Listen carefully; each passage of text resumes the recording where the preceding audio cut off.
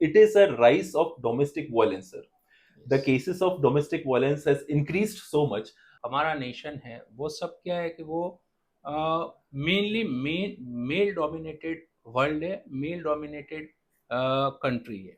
कभी कभी सोचे लड़की हो गई, हाँ, लड़का चाहिए था लड़का मुझे, चाहिए वो था। भी एक टाइप का डोमेस्टिक वायलेंस। आप किसी लड़की को, अपनी पत्नी को उसकी इच्छा नहीं है तो उसके साथ आप सेक्सुअल रिलेशंस भी नहीं रख सकते। अगर वो सेक्सुअल सेटिस्फेक्शन वाइफ नहीं दे रही है तो क्या ये हस्बैंड के लिए भी क्रूअल्टी नहीं कह सकते हम sir? This domestic violence is affecting legally, it may be a legal violence to husband. ना तो आपको कौन से प्रोस एंड कौन से आपको ध्यान में रख के शादी करनी है सर, बिकॉज एक शादी तो कर रहे हैं बट वो भी कहीं ना कहीं इंसान सोचता है कि नहीं यार मेरे से कुछ क्राइम ना हो जाए, जाके मेरी बीवी मेरे ऊपर डोमेस्टिक वायलेंस का केस नहीं ठोक दे। कि हमारा पति है तो वो हमें मार भी सकता है, वो हमें गाली भी दे सकता है।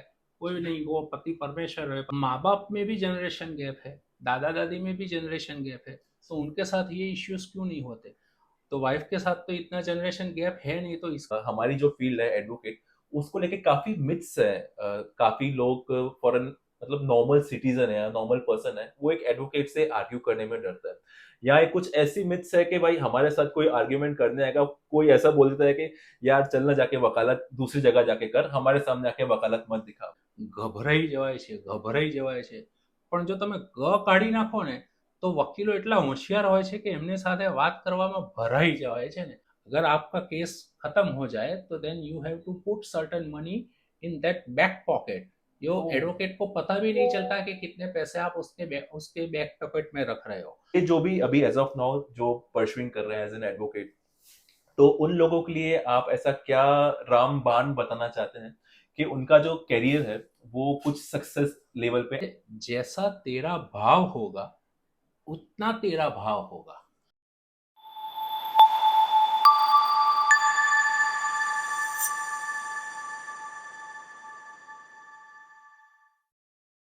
Welcome to podcast with Kunal. मैं हूं एडवोकेट कुणाल चंद्रमानी, आपका दोस्त, और आज हमारे साथ है मिस्टर सौरभ मेहता। इनका जो एक्सपीरियंस है इनकी फील्ड में एज अ एडवोकेट बहुत ही माइंड ब्लास्टिंग है। 28 years of experience. 28 years of experience is not a small experience. ये कोई कम एक्सपीरियंस नहीं, ये एक बहुत ही डीप नॉलेजेबल एक्सपीरियंस रहता है। तो सर बताइए सर, कैसे हैं आप? बस फाइन, एकदम बढ़िया। कैसे सर एकदम ठीक सर। सर हम आज एक पॉडकास्ट करेंगे जो हमारे व्यूअर्स के लिए, प्रोबेबली हमारे जो स्टूडेंट्स हैं, जो लॉ स्टूडेंट्स हैं, जी। और for the general people, for the betterment of society sir, हम ये एक पॉडकास्ट कर रहे हैं आपके साथ। तो सर इंट्रोडक्शन तो मैंने दे दिया सर। सर मुझे आपसे पहले एक क्वेश्चन पूछना है। ये जो फील्ड है एडवोकेट सर, तो सर ये हर किसी को बीइंग एडवोकेट, हर किसी को एक मोटिवेशन नहीं आता है कि उसको एडवोकेट बनना है। So what motivated you to become an advocate sir? ऐसा है कि जब हम मैं पढ़ाई कर रहा था तब उस टाइम पे ऐसा था कि चलो भाई हम कुछ ना कुछ बनेंगे। कोई छोटे बच्चों को अगर आप पूछो तो भी वो डॉक्टर बनूंगा, इंजीनियर बनूंगा, ये सब बातें करते हैं, पायलट बनूंगा। लेकिन कोई छोटा बच्चा ऐसा नहीं बोलता कि मैं एडवोकेट बनूंगा। करेक्ट। लेकिन पता नहीं क्या कैसे, मैं जब से छोटा था तब से मेरे दिमाग में एक ऐसी बात थी कि मुझे वकील बनना है। ओके। और उसके बाद भी मैंने बहुत सारे पढ़ाई में अपना ध्यान होने के बावजूद भी जो मैं फिल्में देखता था, जो मैं बुक्स रीड करता था, उसमें भी वो सस्पेंस थ्रिलर बुक रीड करना, कोई फिल्म भी हो तो ऐसी फिल्म देखना कि जिसमें कोर्ट्स के सीन ज़्यादा आते हो, सो इन वो मुझे शॉर्ट, पहले ज़्यादा अच्छा लगता था। तो आप एक एडवेंचरस और यस, सस्पेंसफुल लाइफ पसंद करते थे, यस, इसलिए यस, यस। प्रोबेबली आपने एक माइंडसेट बना दिया कि नहीं, मुझे ये फील्ड भी ऐसी चाहिए ये जो कि फील्ड बहुत भी ही ऐसी चाहिए। एडवेंचरस हो, और सस्पेंस आपको ओपन करने में अपनी लाइफ में आई थिंक काफी बिलीव करते हैं। बहुत बहुत बहुत मुझे मज़ा भी आता था, और and it is very interesting. तो क्या हुआ कि सबसे पहले मेरी एंट्री हुई 1995-96 में हाई कोर्ट में। मैं अपने जो डॉक्यूमेंट्स थे वो डॉक्यूमेंट ट्रू कॉपी करवाने आया था, ओके। कोई गेजेटेड ऑफिसर से। ओके। तो तब मैंने ये सब प्रॉपर कोर्ट पहली बार देखी कि यहाँ पे बढ़िया कोट गाउन पहन के सब घूम रहे हैं, अच्छे लग रहे हैं। पहले से मुझे एक तो शौक था, और उसके अंदर भी मैंने ये सब देखा तो मुझे ज्यादा अट्रैक्ट कर तो गया। आपको उस चीज ने मोटिवेट किया, मतलब तब आपको? मोटिवेशन हुआ, और वहां पे एक केस चल रहा था तो हाई कोर्ट की लैंग्वेज है इंग्लिश लैंग्वेज। करेक्ट। जब मैं वहां पे गया तो एक बेल एप्लीकेशन सुनने के लिए गया, तो एक बंदा ऐसा बोल रहा था कि सर ही वाज हैविंग, फिर वो तलवार का इंग्लिश भूल गया, यानी ऐसे ऐसे करता था कि sword in his hand and he give blow on on कमर कमर, वेस्ट का इंग्लिश भी भूल गया। ओह। तभी मैंने सोचा कि अगर ये बंदा ऐसे आर्ग्यू करेगा, वो अपने क्लाइंट को कोई न्याय नहीं दिला पाएगा। करेक्ट। इससे तो अच्छा है कि हम आए और अच्छी तरह से आर्ग्यू करके अच्छी तरह से लोगों की सेवा कर सकते हैं। तो सर मतलब आपका एक माइंडसेट ऐसा भी था कि आपको मतलब एट द इनिशियल स्टेज पे आप चाहते थे कि आपके पास जो भी क्लाइंट्स है, आप मतलब आप जस्टिस चाहते थे for the yes yes yes betterment of clients और फॉर द पैस betterment of yes society. Yes. पैसा तो ग्रेट। ऐसी बात है कि पैसा तो जब आपके पास ज्ञान है, जब आपके पास एक्सपीरियंस है, तो पैसा अपने आप आएगा। Correct sir, correct. सिर्फ पैसे कमाने के लिए अगर ये प्रोफेशन में आना है तो that is not the thing. पैसे है, बहुत है इसमें, लेकिन पैसे कमाने के लिए आपको you have to burn your midnight oil. बहुत सारी मेहनत करनी पड़ती है, बहुत पढ़ना पड़ता है, और पढ़ने के बाद एक्चुअल थिंग्स जहाँ पे जब हम कोर्ट में जाते हैं, तो कोर्ट में भी यहाँ पे हमारा सब लाइव होता है। अभी यूट्यूब है लेकिन वैसे भी लाइव होता है कि आप कोई भी बंदा है, अगर चार्टर्ड अकाउंटेंट है या कोई इंजीनियर है या कोई डॉक्टर है, तो वो अपनी चैम्बर में बैठ के जो कुछ भी ये करता है। ओके। लेकिन हम जब कोर्ट में आर्ग्यूमेंट करते हैं तो हमारा हुआ जो हो गया है वो क्लाइंट, जो होने वाला है वो क्लाइंट, जी। जो एग्जिस्टिंग है वो क्लाइंट, वो सब देखते हैं। करेक्ट। और अगर हमारी एक भूल भी, एक मिस्टेक भी होती है, तो वो हमारे क्लाइंट पे बहुत बड़ा अफेक्ट करती है। So sir in so short. हमें बहुत चांस नहीं मिलते, correct. Except to take an adjournment. हमें बहुत सारे चांस नहीं मिलते कि भाई हम कुछ अपनी गलती जो है वो गलती कहीं चेंबर में बैठ के सुधार लें। So correct. इन शॉर्ट मतलब सर अभी जो हमारा एज पर वर्ल्ड है, ट्रांसपेरेंसी लेवल इतना इंक्रीज कर दिया है कि जो भी हमारे चल रहा है, मैटर चल रहा है कोर्ट में, सो आप डायरेक्ट यूट्यूब पे देख सकते हैं, and that is the point where the transparency जो हमारे क्लाइंट्स भी देख सकते हैं। यस और वो उनका सेटिस्फेक्शन, सर उनका सेटिस्फेक्शन लेवल बढ़ता है कि नहीं हमारा एडवोकेट है वो अच्छे से आर्ग्यू कर रहा है, और उसके लिए सर हमको ज्यादा और मेहनत करना और मेहनत पड़ता है करना सर। पड़ता है। करेक्ट। Correct sir. और लोगों की क्या, हमसे उम्मीदें भी बढ़ गई है, जी जी। क्योंकि जो 3 पिलर्स है, एडमिनिस्ट्रेशन, जुडिशरी और लेजिस्लेटिव, उसमें जुडिशरी एक अकेली ऐसी है जो सबके विश्वास पे चल रही है। करेक्ट। और अगर विश्वास लोगों का हिल गया तो पूरा कॉन्स्टिट्यूशन जो सेटअप है हमारा, वो डगमगा बिखर जाएगा। जाएगा, सही वो बात बिखर है। जाएगा। Correct sir, correct. सर मैंने आज स्पेशली ये पॉडकास्ट क्यों किया सर, बिकॉज जहां तक मैं देख रहा हूँ sir, it is a rise of domestic violence sir. The cases of domestic violence has increased so much कि I am unable to understand कि क्या डोमेस्टिक वायलेंस जो हो रहा है वो किस हद तक, ऐसी एफआईआर सर जो आप भी देखते होंगे, तो किस हद तक सही है और किस हद तक गलत है। मुझे थोड़ा, और अपने व्यूअर्स के लिए मुझे ये एक डिटेल्ड इंफॉर्मेशन चाहिए सर। सी ऐसा है कि ये डोमेस्टिक वायलेंस की जहाँ तक बात है, वो तो हमें पहले एक उसकी गहराई में जाना पड़ेगा कि ये सब क्या है। तो ये जो हमारा वर्ल्ड है, हमारा नेशन है, वो सब क्या है कि वो मेनली मेल डोमिनेटेड वर्ल्ड है, मेल डोमिनेटेड कंट्री है। तो पहले तुलसीदास जी ने लिखा था कि ढोर गमार क्षुद्र और नारी ये सब ताड़न के अधिकारी, लेकिन वो समय चला गया। अभी जैसे जैसे हम प्रोग्रेस कर रहे हैं, जैसे जैसे हम जी। आगे बढ़ रहे हैं, जैसे समाज आगे बढ़ रहा है, लोग सिटीजन्स अपने राइट्स के लिए जैसे जैसे जागरूक हो रहे हैं, वैसे ही और एक समान अधिकार, समान न्याय की जब बात कर रहे हैं हम, हमारे संविधान में जो समान अधिकार और समान न्याय की बात कर रहे हैं, तो उस आधार से पहले सीआरपीसी में सिर्फ बना था सेक्शन 498, ओके। जो अगर स्त्री है तो स्त्री के ऊपर घर में उसके ऊपर उसके पति द्वारा या उसके इन लॉज द्वारा अगर कोई अत्याचार होते हैं तो उसके सामने वो केस चल सकता था। लेकिन जी। कोर्ट को और लेजिस्लेशन को लगा कि ये सफिशिएंट नहीं है, और क्योंकि वो 70, 80, 90 के दायके में बहुत सारे ऐसे हमारे सामने किस्से आए कि लोगों के ऊपर बहुत सारी प्रताड़ना हो रही है। जी। तो धीरे धीरे सब विचार करते करते ये एक लॉ डेवलप हुआ कि भाई इसमें डेवलप लॉ ऐसा होना चाहिए कि सिर्फ वो जो इंसान है, स्त्री है, जो अपने ससुराल में है, वो भुगत रही है, तो सिर्फ उसके ऊपर जो अत्याचार होता है वो अकेला दोहरे का अत्याचार नहीं है, और सारे कई अत्याचार मारपीट हैं, है या मारपीट है कुछ और या और कई है? अत्याचार है। इसलिए डोमेस्टिक वायलेंस 2005 में इंट्रोड्यूस किया गया। ओके। डोमेस्टिक वायलेंस में मेन 3-4 वायलेंस की बात की गई है। एक तो शारीरिक वायलेंस यानी ओके। मारना पीटना जी। कुछ भी है। फिर मेंटल वायलेंस, तो आप अगर किसी को कुछ बोलते हैं या ताने देते हैं तो मेंटल वायलेंस है। जो आजकल हम देते हैं कि सास बहू को कुछ हाँ कुछ तरीके से ना कुछ बोल दी जी, है तो, कुछ ना कुछ ताने देते हैं, अगर बच्चा नहीं हुआ, लड़का नहीं हुआ तो बच्ची क्यों हुई आप, या तो ये वो कोई भी बात हो। कभी कभी तुझे लड़की हो गई, हाँ, लड़का चाहिए था मुझे, लड़का तो चाहिए वो था, भी एक टाइप का डोमेस्टिक वायलेंस कह डोमेस्टिक सकते हैं वायलेंस है। तो फिजिकल वायलेंस है, फिर फाइनेंशियल वायलेंस भी है। अगर आप पति कमाता है और उसको पैसा नहीं देता है घर में, जो पूरा चाहिए उसको घर चलाने के लिए, वो उतना पैसा नहीं देता है, या तो उसको पूछे बिना जो अपना घर है वो बेच देता है, तो सर। उसका डिसीजन अकेले का होता है, ये भी होता है, तो ये भी एक फाइनेंशियल वायोलेंस है। तो फिजिकल वायोलेंस, मेंटल वायोलेंस, ये फाइनेंशियल वायोलेंस, और तीसरा है लैंगिक वायोलेंस, यानी आप किसी लड़की को, अपनी पत्नी को उसकी इच्छा नहीं है तो उसके साथ आप सेक्सुअल रिलेशंस भी नहीं रख सकते।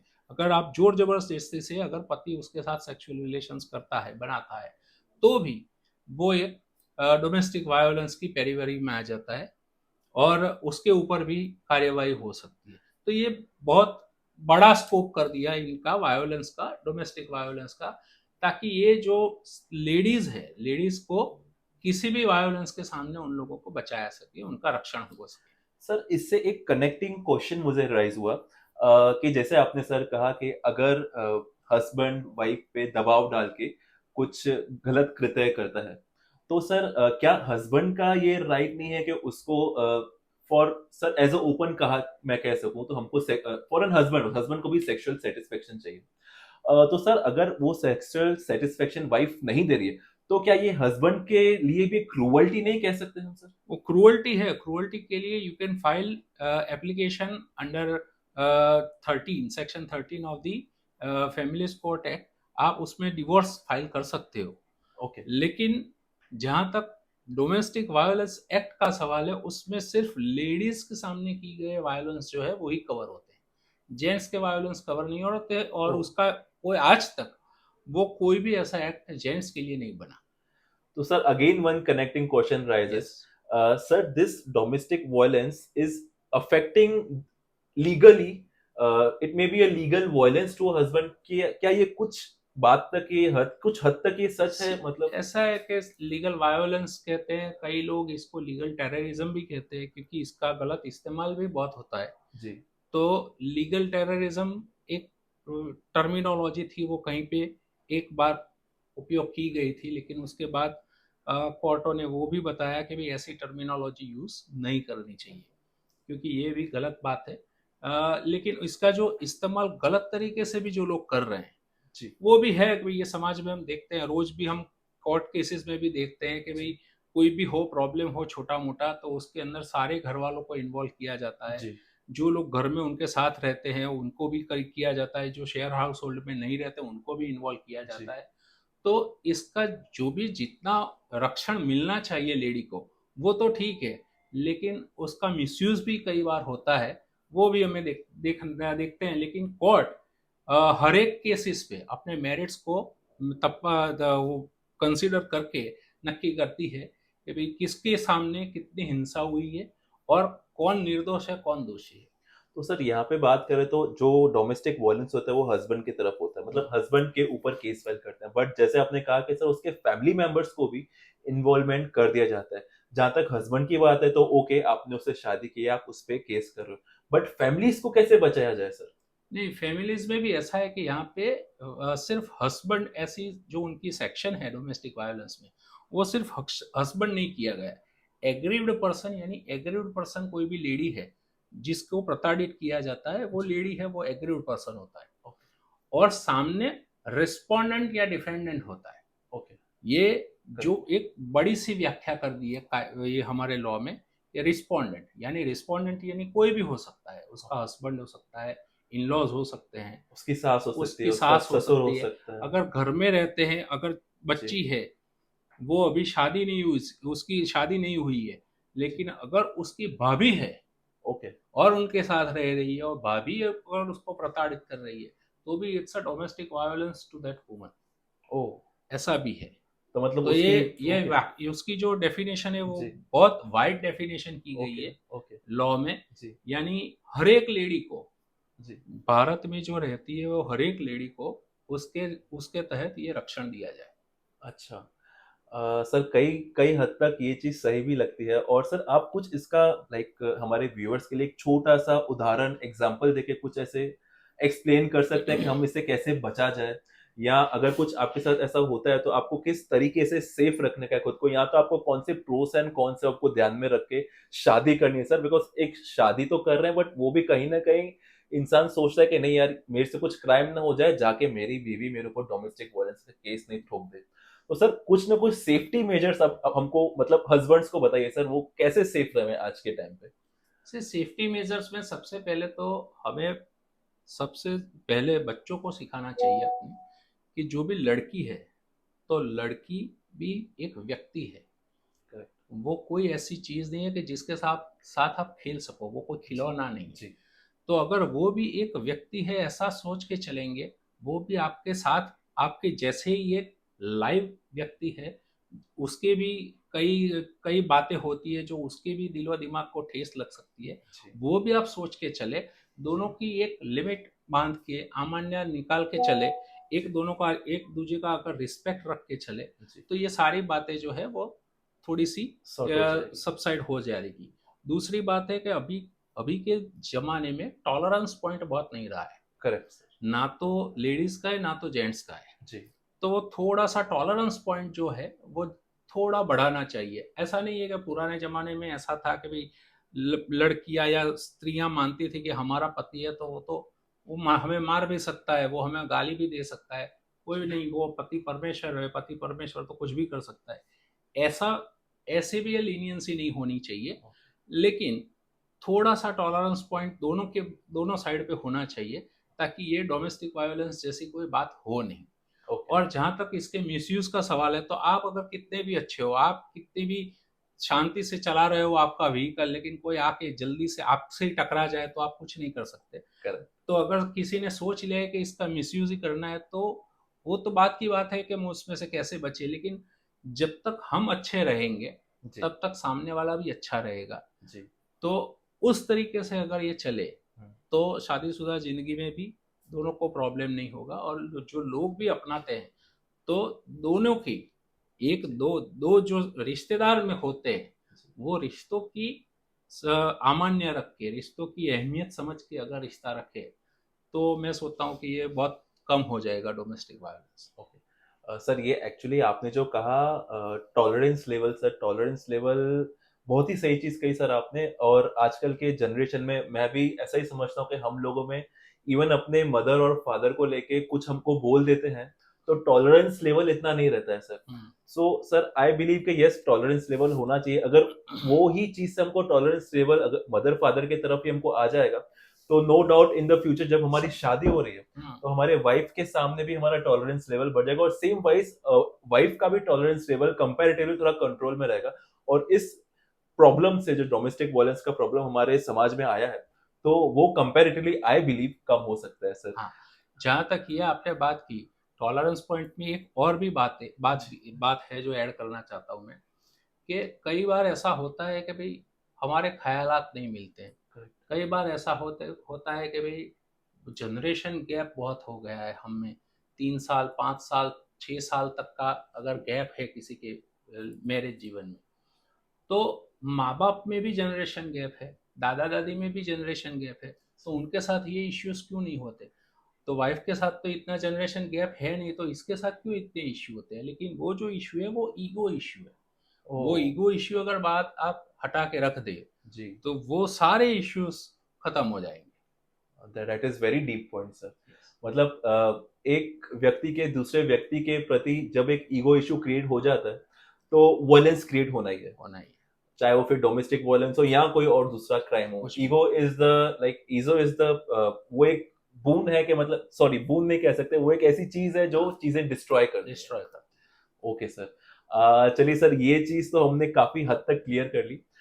सर एक थोड़ा पर्सनल क्वेश्चन नहीं कह सकते, बट एक ऐसा क्वेश्चन है कि हमारी जो फील्ड है एडवोकेट, उसको लेके काफी मिथ्स है। काफी लोग फॉरन मतलब नॉर्मल सिटीजन है या नॉर्मल पर्सन है, वो एक एडवोकेट से आर्ग्यू करने में डरता है। या एक कुछ ऐसी मिथ्स है कि भाई हमारे साथ कोई आर्ग्यूमेंट करने आएगा, कोई ऐसा बोल देता है कि यार चल ना जाके वकालत दूसरी जगह जाके कर, हमारे सामने आके वकालत मत दिखा अपनी। तो सर ये किस हद तक हमको इफेक्ट करती, और इस फील्ड की मिथ्स क्या है सर? नहीं, इस फील्ड की मिथ्स तो वैसे ये ऐसा है कि ये जो हमारा फील्ड है, वकालत का फील्ड जो है, उसमें क्या है कि कई लोगों के दिमाग में बहुत सारी गलत बातें भी होती रहती है। हम जो एडवोकेट्स हैं और जो जजेस है, वो सारे जो भी अन्याय होते हैं उसको बैलेंस करने के लिए ये इंस्टीट्यूशन बना हुआ है। जी ये हम किसी का दुरुपयोग करने के लिए या किसी को ऐसे ही प्रताड़ित करने के लिए हम एडवोकेट या कोर्ट्स या ऐसी कोई इंस्टीट्यूशंस है नहीं। लेकिन क्या होता है कि ये डर होता है सबके मन में कि अगर ये हुआ तो ये क्या होगा, ये हुआ तो ये क्या होगा। तो जो डर है, तो गुजराती में कई बार ऐसा लोग बोलते हैं कि ગભરાઈ જવાય છે, ગભરાઈ જવાય છે। પણ જો તમે ગ કાઢી નાખો ને તો વકીલો એટલા હોશિયાર હોય છે કે એમની સાથે વાત કરવામાં ભરાઈ જવાય છે ને, એ પ્રોબ્લેમ હોય છે, એનાથી ગભરાવાય છે।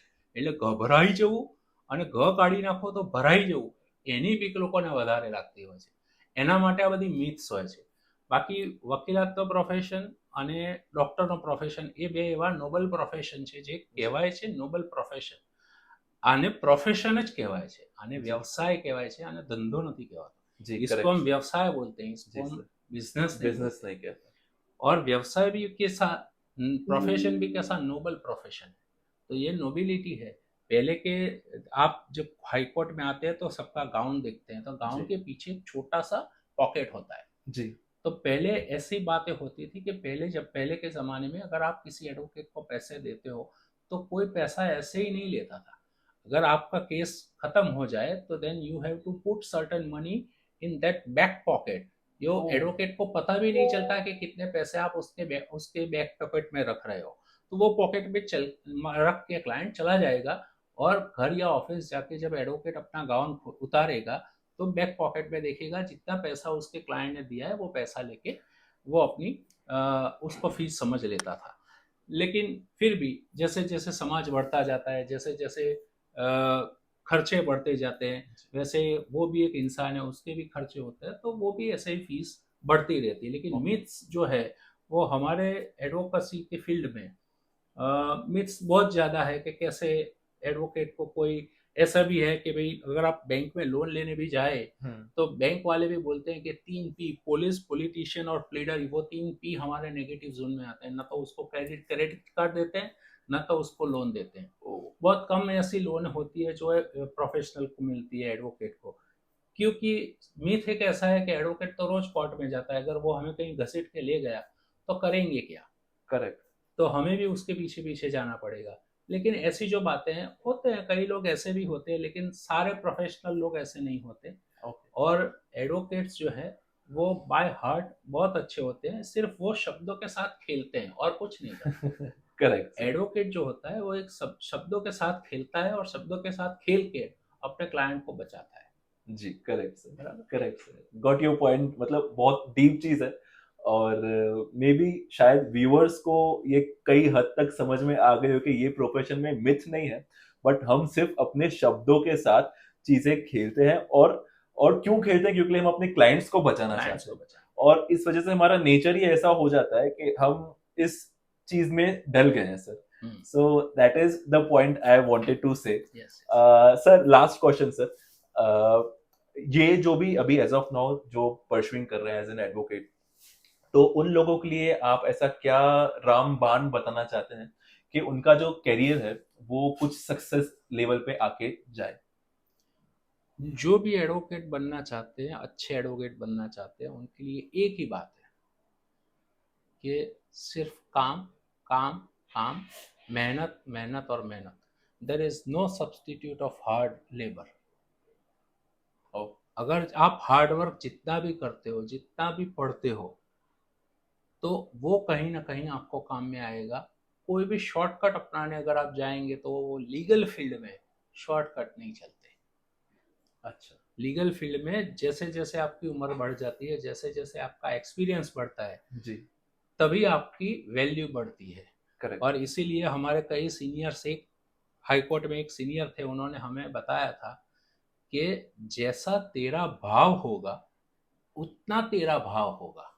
यानी जो ओह। तेरा भाव अपने क्लाइंट के प्रति होगा, जो तेरा भाव अपने इंस्टीट्यूशन के प्रति होगा, जो तेरा भाव जज साहब के सामने होगा, उतना ही तेरा भाव होगा, उतने उतना ही तो। पैसे तू कमा पाएगा। ओके। अगर तू गलत भाव से जाता है तो तेरा भाव नहीं मिलेगा। जी। अगर तू सही भाव से जाता है तो आपको सही भाव आपका भी मिलेगा।